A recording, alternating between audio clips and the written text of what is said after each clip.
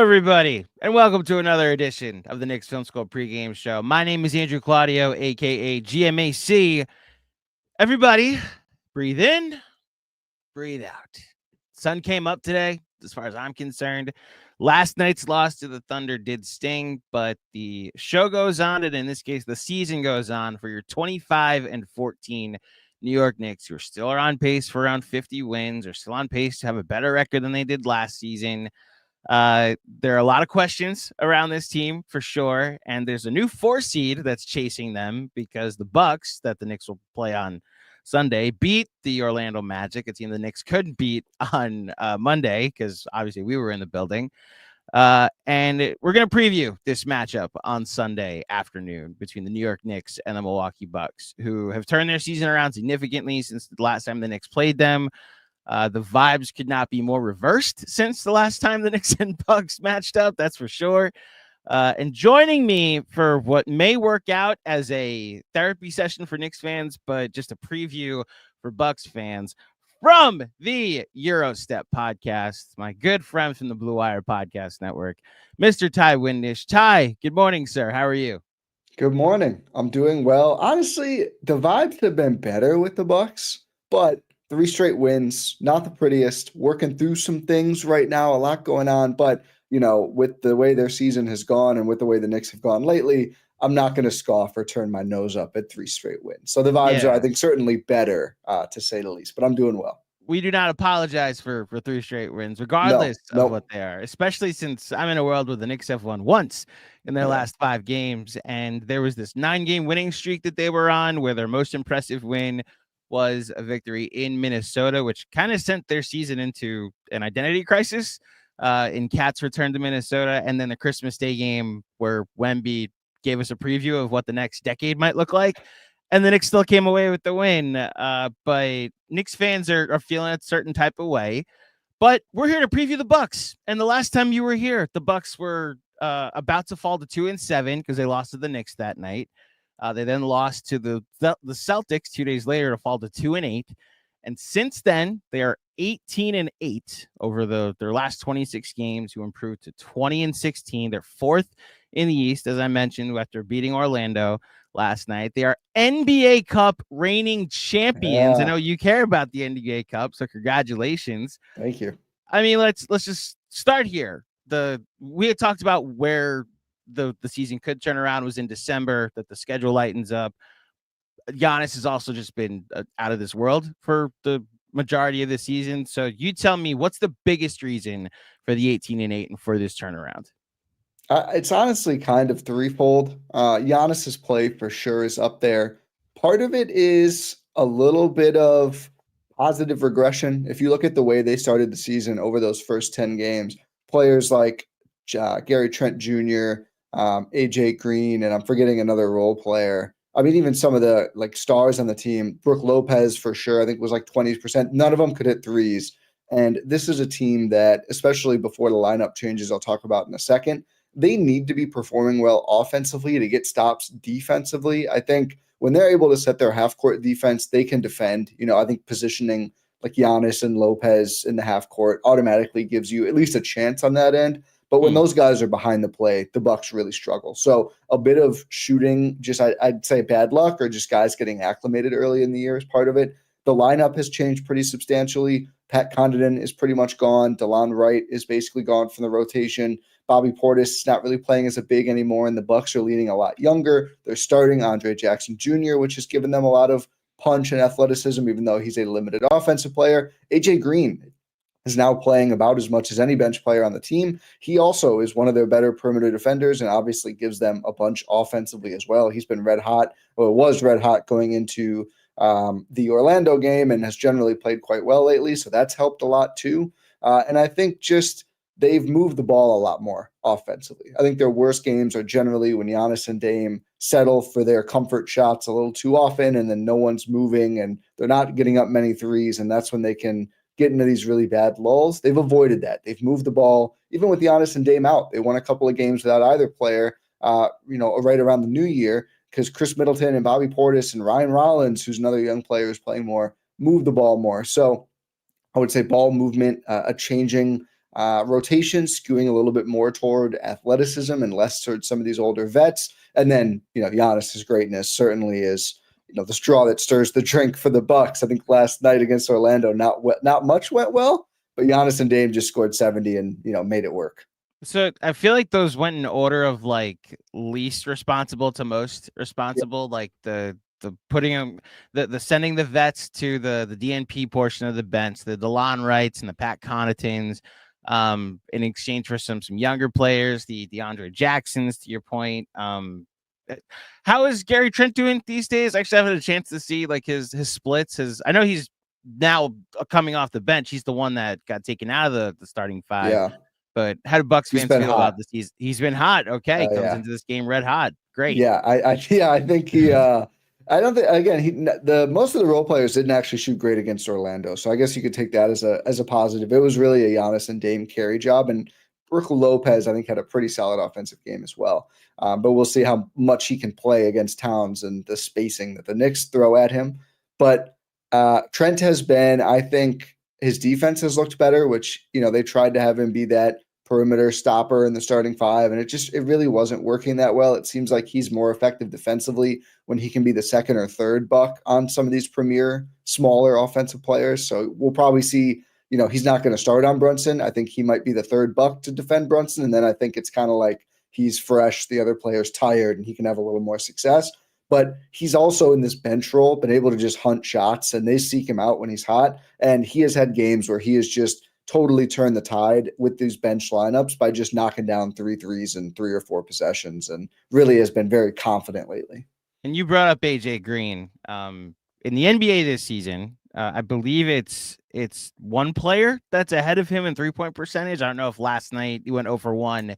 If that changed it, but the last I checked, it was Nikola Jokic who's shooting in just a stupid 47.7% from 3 this year. And then it's like the AJ Greens of the world. I know Luke Kennard's in there, but yeah, the AJ Green seems to be the sharpshooter off the bench that you need, like the Dante DiVincenzo replacement from way back in the day. Look, I say it's in order because it's funny that the comparison to what the Knicks have, in that like it really starts if you want to go with your quibbles for what's going on with the Knicks. Their bench has been awful.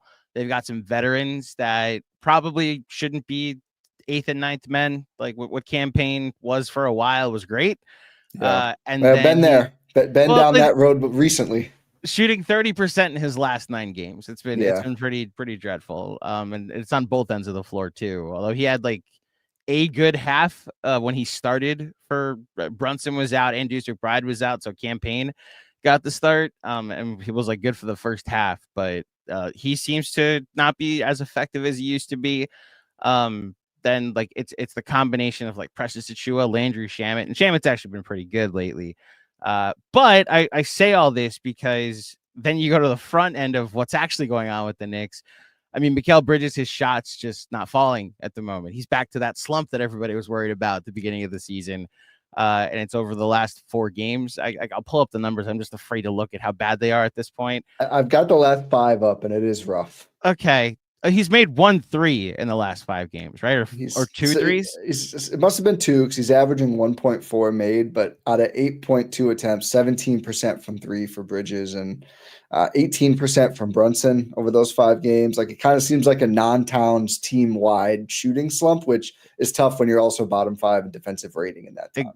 Exactly. The Brunson thing is, I think, the scariest thing. And scary probably isn't the right word. I think I'm not like actually worried about Jalen Brunson long term, but to the point of Damon Giannis being great, Brunson has not held his up in the end of the bargain of Brunson and Cat being great. So it's why one team has won once in their last 5, and one team has won 3 straight games. And it's come in here on a winning streak and trending upward. Let's just talk about Giannis for a second, because, and I'm making this promise to you, we're going to go an entire podcast that you're here at Knicks Film School, and I'm not going to ask you about his future. I want to just talk about his present, and what he's done this season has been so impressive. They did a trivia question last night on MSG, because God knows no one was watching the game anymore. And it's like the last 3 players that have averaged 30 points a game in 3 straight seasons. And it's James Harden when he was Oh with the yeah. Rockets. Obviously, Shea is doing it for a third straight this year. And I actually think MSG got it wrong because Giannis is about to average 30 for a third straight season this year. And it depends what you count Embiid's season last year, if it Oh yeah. qualifies for it, because that technically was a third straight season. Regardless, Giannis is firmly in the MVP conversation, or at least should be, as far as I'm concerned. And I mean, what have you seen from him, like in his first full season with Doc? I mean, is it more just the same brilliance? Is there anything different to what he's been? What are you seeing? What can Knicks fans expect when they see Giannis on Sunday afternoon? Yeah, I think some of it is carried over from last year in that, even when Dame is struggling, it feels like, and this still kind of shocks me, teams send so many bodies at him. There's such a fear of letting that guy get any sort of sustained open looks from three. And if you're trying to defend Giannis 4-on-3, 3-on-4, three defensive players, if you double Dame or trap Dame, it's just about impossible, right? This is a guy who's used to scoring 1-on-2, 1-on-3. He's getting more space when he gets the ball on these rolls or cuts or everything else, or even just post ups. They're able to empty side post him up more. And he's very good at passing around, whether it's like over the out of bounds baseline or just back through traffic. The no looks he's comfortable with. So they're able to put him in better spots where there's more space and he can just kind of operate from his normal positions. So that's part of it. I think that's where a lot of the insane field goal percentage comes from. What's been different this year is that mid-range is falling very consistently. And we're getting out of the halfway mark, and he's still in the 50% on that shot. It's become more of a comfort shot for him. He's willing to go to it down the stretch in close games. And it really is just a game changer. One, just to save, some toll on him, right? Like he is up there among players who work the hardest and take the most physical and dishes. I'm not saying he just receives, right? But, it's a physical task for him to get to the basket and score so many times in each game. So it's so much easier for him to just, turn and spin or just rise up and knock down the midi. And you can see it changes the way teams guard him. You come out that extra step, and then his combo of size and speed makes it even harder then to stay between him and the rim when he is going to fake pull it up and just drive right through you. So I'd say that's the biggest difference, is just in his game, he's really worked on that. Somehow it's come with his worst free throw shooting of his career, which doesn't make a whole lot of sense. And we're starting to ask, can we try the one-handed, like Sohan? Can we underhand, like do something else? Because what's going on now isn't working. He just takes too damn long, frankly. But everything else in his game is tremendous. I mean, he's over 6 assists. Like the ball is moving. He's keeping it moving. He's reading defenses. Again, I think he's been good at this, better than he gets credit for a couple of years, but he's just got great command of the half-court offense, and I think the midi helps a lot and just helps him kind of take more of a floor-seeing position than constant battering ram. Well, you alluded to it, that what Dame's gravity can also provide Giannis, and I mean, it feels like whenever we talked last season, that had never really gotten, not necessarily figured out, like their pick and roll was deadly, but it wasn't used a ton. And it was more that it wasn't utilized enough last year. Is that changed? Are we going to see a ton of Dame Giannis pick and roll on Sunday? What are we going to, well, it's really a question of like, how much should Knicks fans fear both Dame and Giannis, like that pick and roll just being unstoppable? They don't.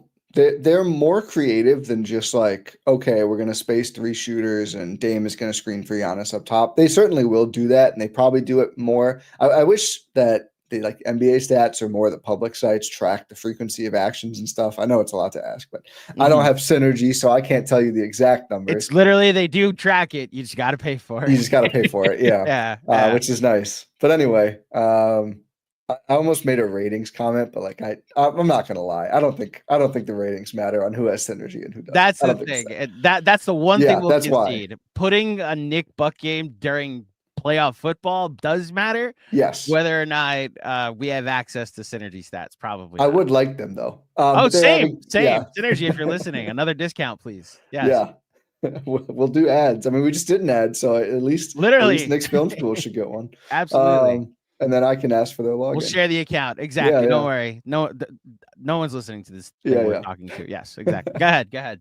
They're having Dame set more screens for Giannis, although frustratingly, a lot of the time he doesn't make actual contact at all. We don't need him to set a Brook Lopez level screen, but a little bit of contact really frees up Giannis. So they do that a lot with like shooters too. You'll see AJ Green do that throughout games. Gary Trent. That's always been a great action because again, Giannis seeing even more of the floor, more space to operate, and the gravity of those shooters is just devastating. But they run a lot of like, they'll do a lot of two-layer actions that they didn't do in years past, I would say. So again, instead of just like clear the floor, let Giannis screen for Dame, there'll be like a back screen near the basket to try and flip a guarding assignment, and then, a pick and pop or a pick and roll or a DHO. They do a lot more DHOs now with Dame and there are other shooters. So I don't think you're going to watch this game and say, oh, we lost because we couldn't guard the Dame Giannis pick and roll. They go to it more late in games, that they don't hammer it throughout the games. It'll more be, man, if they're moving the ball and playing the right way, which is still kind of a question from game to game for the Bucks, it'll be, oh man, they really found a lot of ways to free up Dame, and then Giannis took advantage of the space down below. So I'll tell you the number that scares me coming into this game. It's literally probably the number that stands out the most for you in what's different from last year. The Bucks are second in 3-point percentage this season. Now I know they were around 10th or 11th last year. They were a top 10 or 12 team last season, but they're second in 3-point percentage, and the Knicks have just been getting roasted from three. The drop coverage has not been effective lately. Teams are hitting their shots. It seems like a different role player, or especially on the Oklahoma City Thunder, has started to cook them in their last two Fridays. It was Andrew Wiggins. No, that's Andrew Wiggins plays for the that's Warriors. the rich the one. other Aaron Wiggins. The rich one, yes. Aaron Wiggins beat him in OKC. He's got like a $50 million contract. I feel like they're all relatively rich they're all compared doing to us. well. Yes. Aaron Wiggins hit a ton of threes in the game in OKC. Isaiah Joe last night. Monday night, it was Wendell Carter, who's got like 5 made threes this year. He hit 3 in the fourth quarter against the Knicks on Monday. And you look at the Bucks and what they've been doing from 3 this year. I mean, my question is more coverage related, and it's the Knicks pretty much all season have been roasting drop coverage. So I am curious, like, are the Bucks still deploying it? But are the Bucks also a team that does extremely well against drop coverage with the gravity that both Dame and Giannis provide and the shooting that's been on the floor? Yeah, I think they are leaning more into shooting more threes as well, which they're never going to lead the league just because Giannis takes up so many of their shots, right? But all the non-Giannis players, it feels like, are taking more threes than ever. And I mean, you look at it, Dame is 37% on 9 attempts per game. AJ Green, to your point, 45. And I think he is like leading the NBA in corner percentage. I think it's like 54%. So he's really been lights out from there. Lopez is up to 37%, and he's been hot. He started very cold this season. Trent's up to 42. Middleton's just under 37. Portis 38, and Taurean Prince also at 45, and he's been lights out too. So a lot of players who are shooting a lot, and it's really kind of, all the non-Giannis players except for Andre Jackson Jr. are basically able to knock down threes at any point. It's not like they're shooters where you're not surprised if they hit 3 in a row. I'd say Lopez is the shakiest, and he's either going to go 0 for 5 or 4 for 5, it feels like. So we'll kind of see how that's going early in the game. The Bucks still play drop. They actually will ask Lopez to do more now. They'll switch with him. Like they'll try things and then just see how he holds up a bit more than staying in like the conventional drop. It's nothing like the Budenholzer era. They'll play zone a lot. Like they've gone to whole second halves of zone just to see if it works and breaks what the other team is doing. That's their Pacers comeback. They played so much zone and totally stymied the Pacers. And I think just putting Giannis in more situations like that is good. Like he can wreck defenses from, just being in the middle and kind of covering all that ground. And they'll switch a lot too. So there's really, you're going to see more different coverages than just the drop. And I think the Bucks are, you have to do a really good job of screen navigation to stick with Dame and some of these other shooters around their pick and rolls and DHOs if Towns is going to sit in the paint. A Knicks team that has been very cold lately from 3. It doesn't bode well to go against a team that might play zone for an entire second half, especially against their second unit. There was a stretch when the Thunder went zone in the second quarter on Friday night, and just the Knicks had this is more a Tibbs thing than anything else, but they started the second quarter with a lineup of Deuce McBride, who was first game back from injury, but has overall been a good shooter. Cam Payne, who we talked about. Landry Shamet, who in theory is a great shooter, but not wasn't treated like one last night. And then Anunoby and Precious Achua. So like you're probably your three best creators on the team are Brunson, Bridges, and Cat, and none of them were on the floor at that stretch. And the Thunder just went zone and turned like a 15-point lead into a 30-point lead very quickly.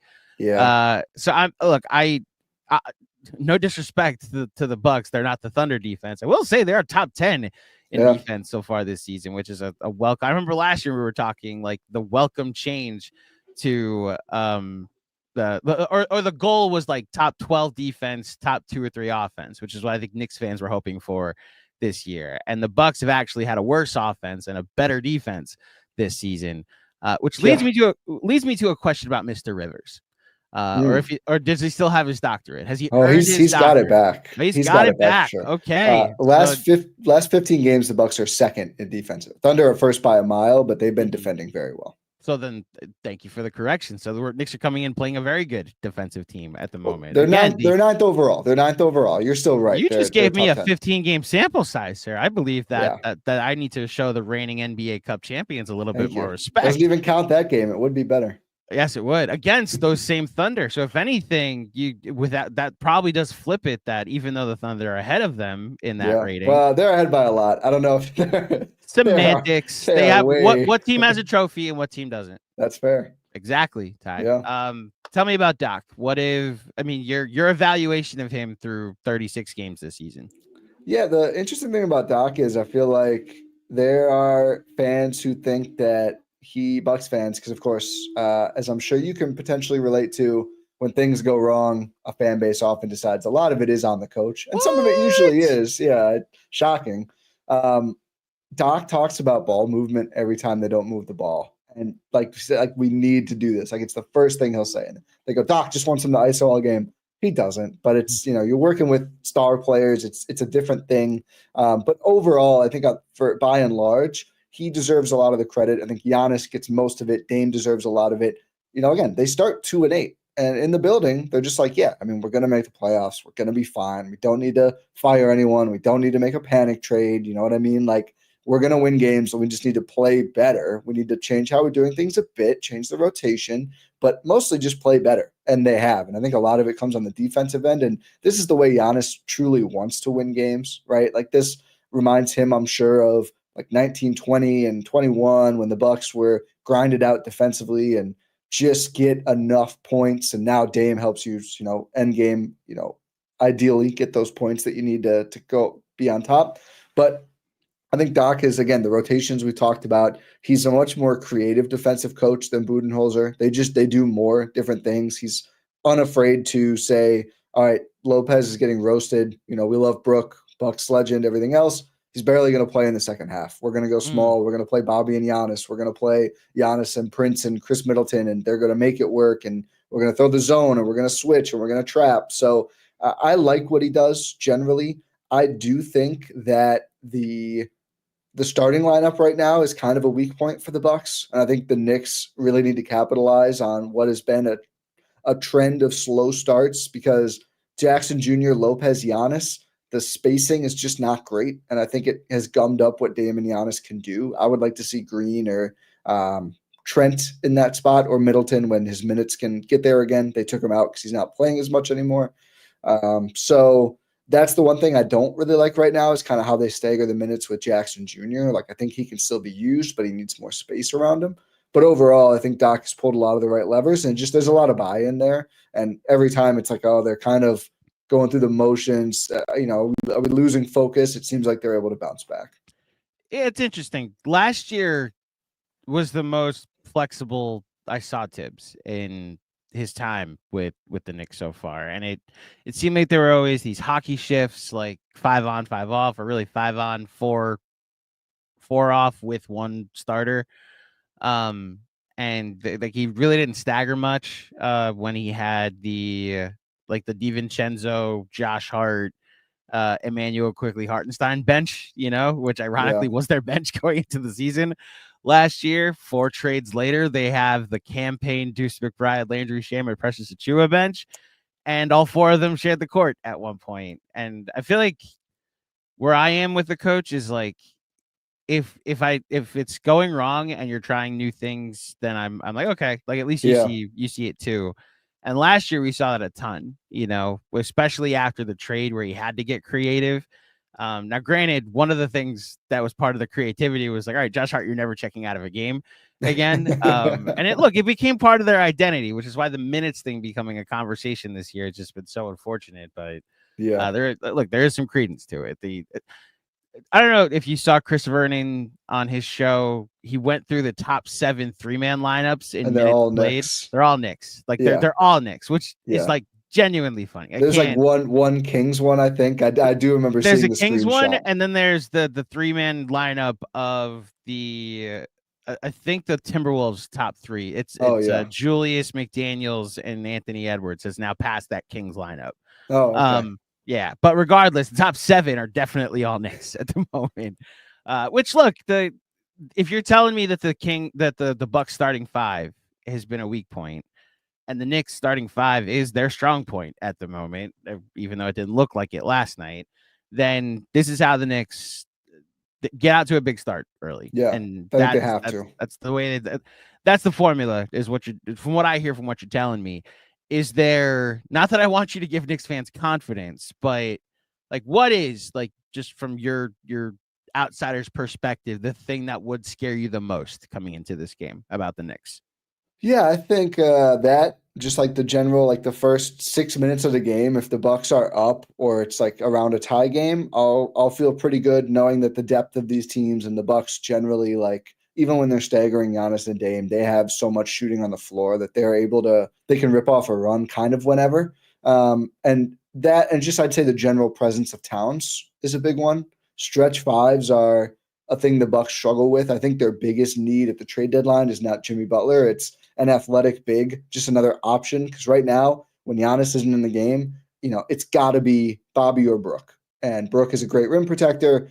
Asking him to stay out there with Towns, it did not work well the first time these teams matched up. And Portis is just not a great defender. He's more mobile. I think they'll try him more on Towns tonight or Sunday afternoon, if I had to guess.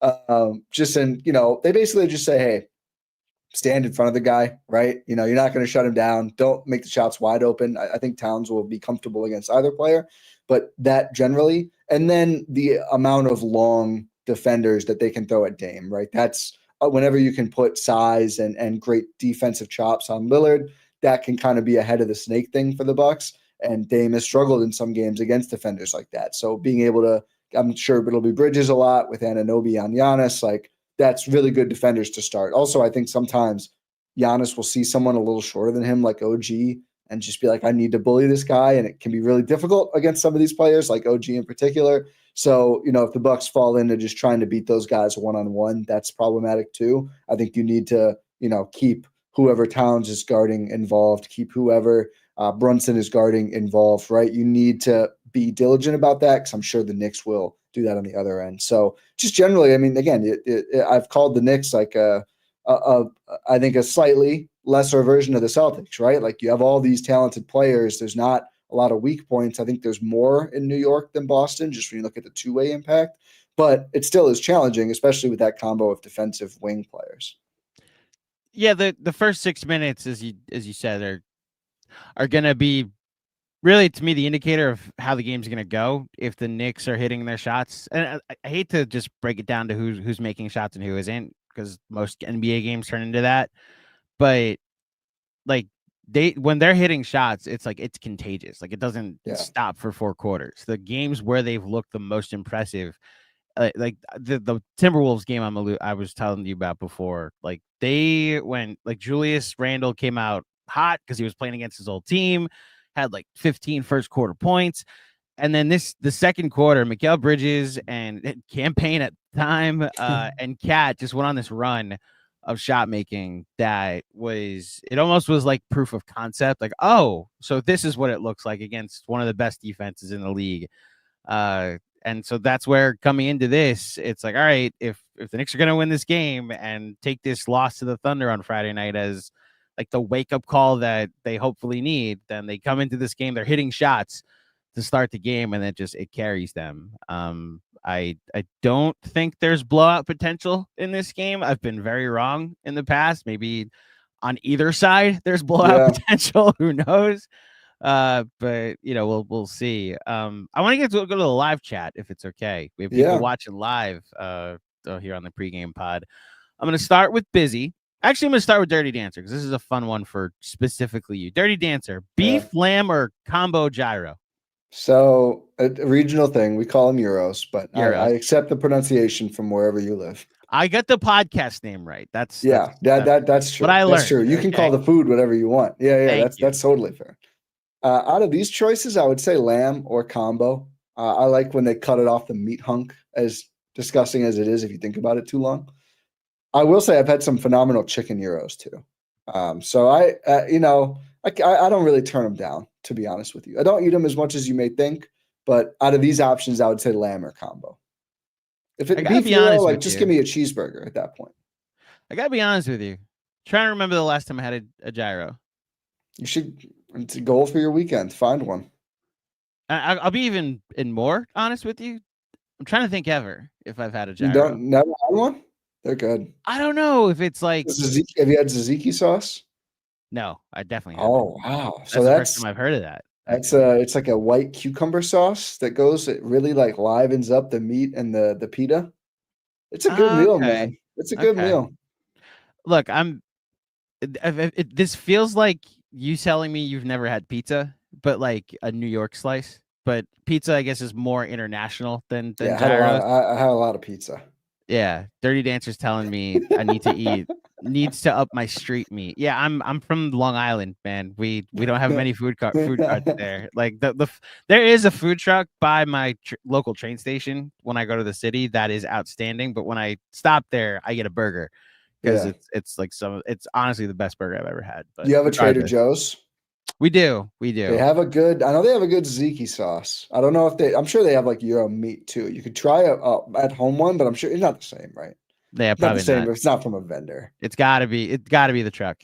You gotta go to a food truck, get it. Okay, that's like you said, that's my goal. Maybe not this weekend. Yeah, it's freezing right now. The feels like is not my friend. Maybe that's a spring conversation, and I'll text you a picture of meat and a gyro. Keep me updated. Yeah.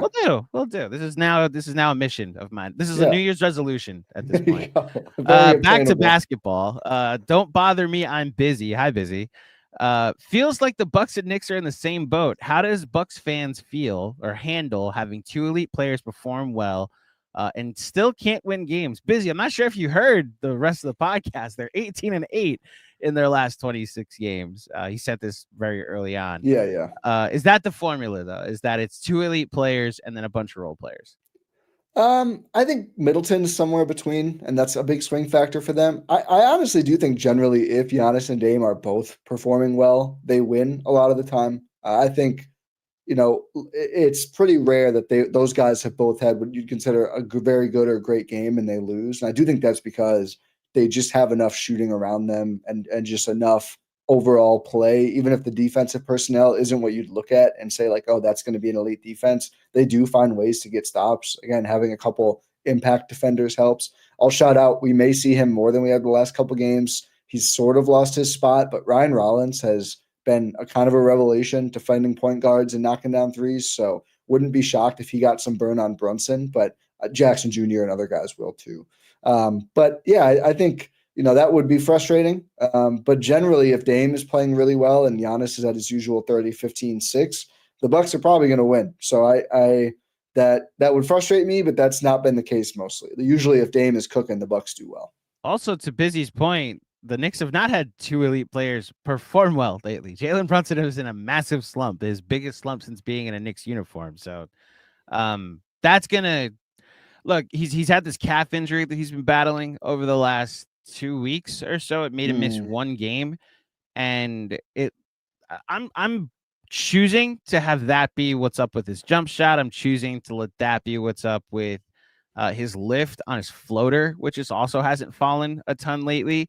If you look at his box scores, I'm assuming that the one game that stands out over his last 12, 13 is this 55 point performance against Washington, and then the rest is like a pretty poor stretch of shooting across the board, especially from 3-point range. I'm assuming that's what it'll look like. Last but not least, from Armand Burdenach, the beacon of positivity here at Knicks Film School, GMAC mentioned our inability to defend threes.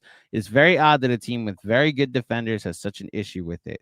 Why is this the case? So, as somebody who has watched a team play a lot of drop coverage over the years, look, I think this is somewhat dictated on personnel that if you go to a switch heavy defense with Cat or even have him at the level, look, he's just incapable of getting through a half without fouling. Like the amount of first halves that he leaves early because he's got 3 fouls it's really it's detrimental to the Knicks plan of having their best offense on the floor. Busy, who was up here, I've gone back and forth with him with like how much of the Knicks struggles are Mikal Bridges, how much of Mikal Bridges' point of attack struggles are his, and how much of it is that the Knicks scheme is awful because Cat in drop coverage is bad. And it's like Cat gets a 3rd foul and then he's hiding in the paint the rest of the game. That's just the thing. As you've seen with drop coverage, is that just like the concession you're making is like, if a team is hot from 3, so be it, but we're taking away the rim this game? Yeah, pretty much. I mean, that's the trade. I mean, ideally what you want to do is offer the mid-range instead. And I think that's when the Bucks under Budenholzer were at their best, because you have Drew Holiday and Wesley Matthews and these other players who are able to execute the drop and get around and force you off the line. And then, you're giving up floaters over your big, which isn't always ideal. Guys can kill you with floaters. Not many players in the league can. And, the Knicks, like the Bucks, running a pretty potent offense on the other end that can get up some threes. And then if you're taking open threes and they're taking open floaters, the math works. And that's how Bud won a Coach of the Year and a championship in Milwaukee and all those games. And I think that's the kind of the same bet Tibbs is making too. I do think that you're going to give up threes on the ball more. Off the ball, it just depends, how you want to play that. And are you rotating early? Are you trying to help more? Are you kind of worried about those actions and guys are cheating off or looking off? Like that's how you can give up those off-ball threes. Or if just, one guy gets lost or shuffled around the wrong way in an action, again, then it's rotation and getting back out. And, if you have players like Cat and maybe Brunson, I think he does okay, but, not an elite defender like the rest of those guys. Brunson with a bad calf, like recently, and with a bad calf, pretty bad. Yeah. Like it's just easier to find holes and then open up those shots. So yeah, I think that's my fascination with this Knicks team.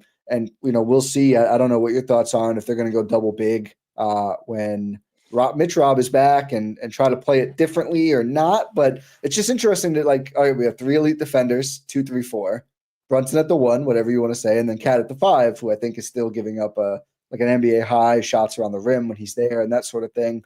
It's just a fascinating way to try and guard. And I think, the scheme and just the kind of the dueling personnel there is why I would guess it's. And the other answer to Armand's question, I mean, teams don't even need open threes to shoot threes and make them anymore. I mean, everyone's good at it now. Guys don't need a ton of space. Like it's a different league. I feel like every team probably feels like they need to defend the 3-point line better. Cat's defense is what it is. I know there's some advanced stats that say his defensive rebounding is super impactful. And look, we saw him on Monday, or I saw the Knicks on Monday just give up every rebound when he wasn't there. And they went with the Jericho Sims starting 5 and then Precious as the backup. His defense being what it is, they're still in his 1,200 minutes this year +8. Like they're winning his minutes significantly with this 5-out offense that they've gone to. The Mitch thing, if they go to the double big, is a fascinating card to play, and I think that's where I've landed on it. I still think the Knicks' best lineup and best path to going as far as they can this year is the starting 5 they have now. Agreed. With the option to go to the double bigs in certain series against the Bucks and Giannis, against the Sixers and Embiid. In a series against the Celtics, I don't want to see Mitchell Robinson on the floor. I want to switch everything and have my best offense possible on the floor at all times. But I know you. So I don't want to fully say it's going to happen again, but Mitchell Robinson owns the Cleveland Cavaliers. Literally turned a series against the Cavaliers 2 years ago. Different Cavs team completely. Yeah. I get it. I also just want to see it. Like, are Mobley and Allen going to have deer in headlight looks again when Mitchell Robinson has 14 offensive rebounds on them? Point being, I still think that the 5 out is like the option that you go with for the majority of the time. With you have a card to play if you want to. We've seen him go to Cat and Precious at significant times. Precious actually, like, he roams a ton, and he's not effective to the point where you can call him a spacer, but takes corner threes and makes corner threes this year. Yeah. So not, like, I'll take it. You're willing to take it and make enough of it that it's effective. We're in two completely different spots at the moment, man. It seems like the Bucks have really started to trend their way toward like a 50-win season again, maybe whatever, just short of 50 wins, but around, like, they're going to battle it out for the 3 or 4 seed. And the Knicks are hitting their first real rough patch of the season, losing 4 out of 5. The last question I have for you, Ty, if we're doing like power rankings for you from your perspective, I actually like the question I ask you every year is like, what does a disappointing season look like for the Bucks? And I think the way I want to ask it this year is, how many acceptable teams would it be? Like, if we lose to this team, all right, that's understood why we lost to this team in the playoffs. You know, obviously, like, you're trying to win a championship, especially with Dame and Giannis, but like, if we get eliminated by this team, like, okay, like, I'll understand by it. And how many of those teams are they, and who are they? That's a great question. Thanks. I think there's levels to it. I still would put Boston 1. I know they've played kind of half-ass ball for kind of a long time now and kind of slipping in the standings a bit. And Cleveland's just been unconscious. I mean, I look back fondly on when the Bucks were that team, right? When it all feels so important. And I'm not trying to cheapen what they're doing. It just it feels different when you're on that kind of a run for the first time with a core. And it's awesome to see. I love their game against the Thunder earlier this week. But I put Boston 1. I just think there's realities where you look at basically any team in the league, and if Boston is healthy and plays their best, you might just lose no matter how good you are. I think their top 6 is just like that. Now, Horford's trailed off a little, some shooting things like we'll see in the playoffs. Maybe it's more of a top 5 now, and that's a pretty big deal. But I'd still say Boston. I think there's worlds where you're just like, damn, like, we played it really good, but they were just better. Yeah. Then I think the Cavs or Knicks, I would really want the Bucks to win. I think I would be more disappointed. I mean, you're disappointed no matter what, but I'd be like, I thought our best in a playoff, the Bucks' best in a playoff setting could beat that team. But I think you're like, they're a really good team. Like, maybe they caught fire, maybe one little thing changed a series. So I'd put those two teams together and say, I'm still disappointed. I still favor the Bucks going in, but I think those teams would earn it too. Anyone besides those teams, if you lose, you're like, well, okay, if core pieces weren't out, then something went horribly wrong. Like, I think that's the line for me. So what that says to me, I think this should be the line, is that this is a second round at least, or else it's a complete failure of a season. Yeah, definitely. And it's big for the Bucks now. This is a huge game standings wise, because you get a full game closer, obviously, to the Knicks if the Bucks win it, or another full game of separation for the Knicks. I think it'd be 4.5 games difference if the Knicks win this, and they claim the tiebreaker. So basically, it ends up being like 5.5. 5.5 games. So really a key game for the Knicks if they want to hold on to 3 and make sure they're not seeing a team like this in the first round. Although I guess the Bucks could fall to 6, and then maybe they would anyway. Milwaukee on their side is now 5-0 against the Magic, Pacers, and Heat combined. So pretty big win against Orlando too to jump into 4. It's too fluid to really look ahead right now, but I do think, the Knicks slide would need to be prolonged for the Bucks to catch them at 3 if they win this game and grab the tiebreaker. So actually a kind of sneaky, huge game on a Sunday at 2 p.m. Eastern. Yeah, 2 p.m. East. 2 p.m. or 2 p.m. your time? Maybe I'm wrong. It might be 2 p.m. your time, 3 p.m. my time. That's even worse. Yeah. So for those who are uneducated because you only watch basketball, you're right. It's 3 Eastern. So this doesn't mean you're uneducated. I should clarify. It just means you don't follow the NFL. Ty will. I have no idea how focused you'll be on this Bucks game. I'm locked in. If they're playing, you're I'm locked locked in. in. Okay. Yeah. If they're playing, I made my choice. Okay. You made your deal with the basketball gods. Got it. Yeah. Okay. Packers Eagles. I'm alluding to the fact that the Packers are playing the Eagles at 4:30 Eastern. Hour and a half earlier. So really, you miss like a quarter of that game. I can be fully locked into this, and I'm fine with that. Okay. Here in New York, because you could like get away with it, like if you have a bad loss during a playoff football game, because the fans won't care. They're watching the other thing. Here in New York, football season ended Labor Day. I think the last time the Knicks played the Bucks, football season had already ended in New York. So for both of them, yeah, I suppose for both of them. So if I remember, the Jets were alive longer, right? No, here's how the Jets season went. Started 2-1, had this great Thursday night game. Lost 5 straight. And the fifth one may have potentially ended my Jets fandom forever because it was to Jacoby Brissett and the Patriots. That's tough. And finished obviously with 2 of their final 4 games being wins to move from what would have been like the 3 seed. And Rodgers looked great in the last game. I know Packers fans are loving how this Jets season. And then the Giants went like a whole season without winning a game, except the second to last one, which dropped them from the 1 pick to the 4 pick on the season, or the 3 pick on the season. Didn't the Pats do the same? What is with all these teams? Pats won the last game of the season to drop, I believe, to 4. I don't know if you know this. I used my diehard opt out, and I no longer I'm not a Jets fan at the moment. I'm not a diehard. I haven't chosen another team, although go Lions. Like I'm adopting them. I know I shouldn't say that to you because everyone's like, "Oh, good story, Lions." Like, I don't care. Division rival. You hate that story, exactly. But usually you can hide behind another team getting off, another team in your city succeeding, and that football fans came to basketball saying save us, and the Knicks are currently in a stretch where they're not doing any savings. Is hockey going well? Both teams are in last place at the moment. So one team's in last place, the Rangers, the other team's in second to last place, the Islanders. Jeez. That's a rebuild. I gotta be honest, it's a baseball, it's a basketball, and hopefully baseball comes soon. The Yankees just made the World Series. The Mets got Juan Soto. I just wanted to make sure everybody remembered that. I would stick to that too. Are you counting down pitchers and catchers yet? Or no, the Knicks haven't lost that. The Knicks are 25-14. I haven't felt as much as last night was just so disheartening. Ty, they're 25-14.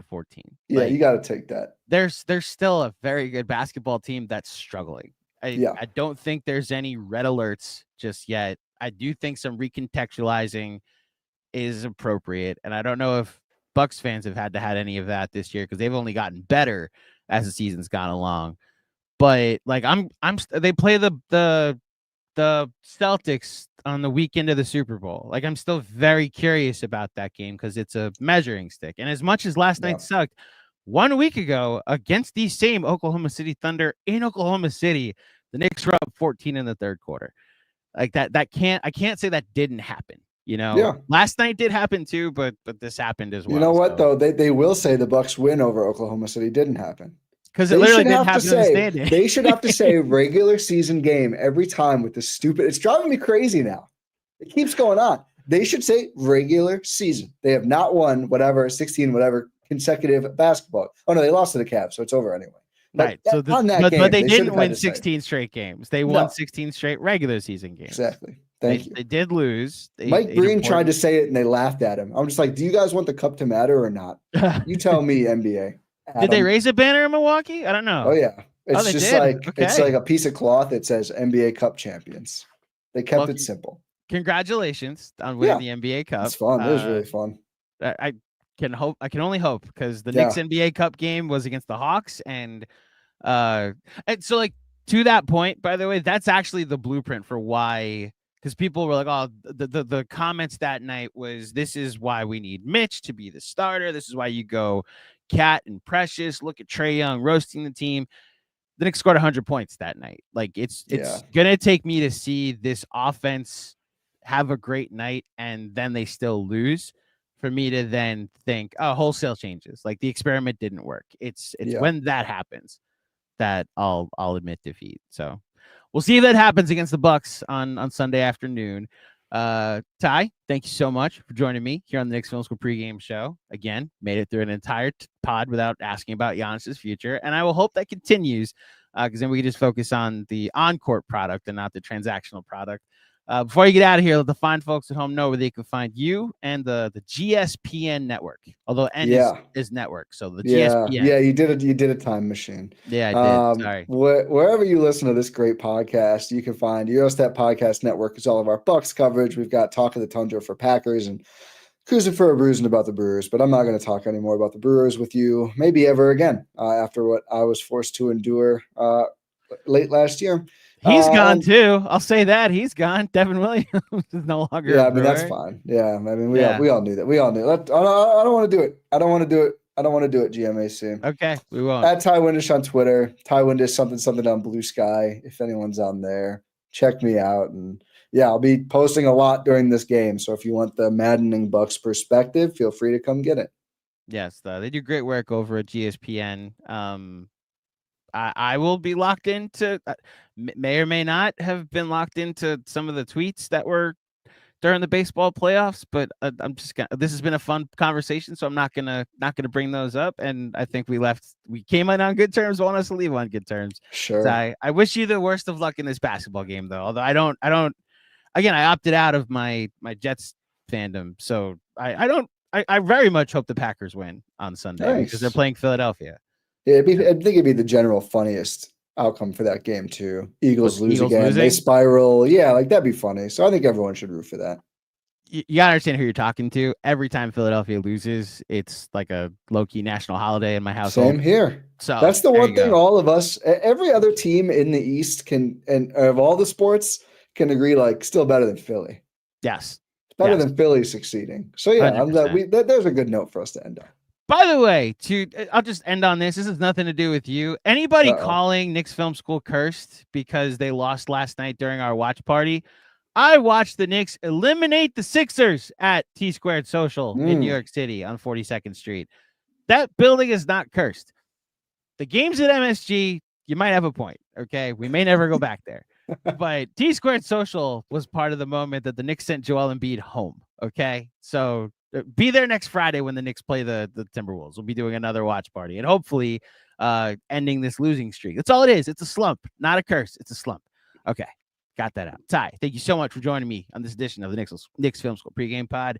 And thank you to everybody for tuning in to another edition. If you dug it, please head over to iTunes, drop a 5-star rating and a review. I will be back potentially on Monday. Still working out a guest for the Pistons game. If not, I've got somebody lined up for Wednesday against the Sixers. Speaking of Philadelphia, I'll say this time and bring you back on stage. The one downside of talking so much shit about the city of Philadelphia is trying to get someone to come on your podcast and talk about a game against Philadelphia, but we'll see what happens. Until next time. Oh, go ahead. Thankfully, if you just win one round in the playoffs and you're not against them, you don't have to worry about any playoff coverage because they don't get that far. So, I haven't had to worry about this much. Well, the beauty is when you get to eliminate them and you're responsible for their one round in the playoffs, and that's it. That's the fun. And look, New York did that twice last year, whether it be in the baseball playoffs or the basketball playoffs. 2024 was a good year. Personally, I know it didn't have any championships. I know. I just realized I brought up baseball again. I'm sorry, but Philly sucks. That's all we have to say at the end of this. All right. Thank you for watching, everybody. We'll be back in the not distant future. Peace.